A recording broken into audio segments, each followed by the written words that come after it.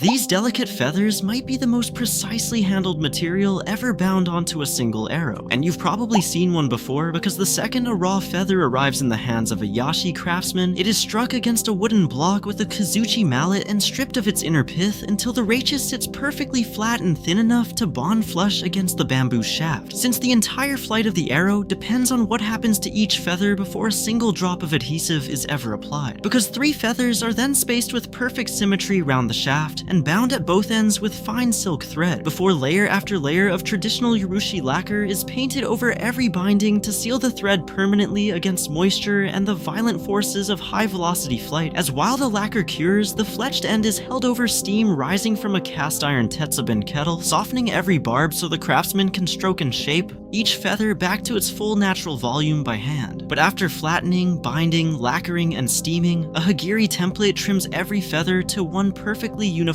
aerodynamic profile, becoming the same handcrafted ya carried into the Kyudo dojo.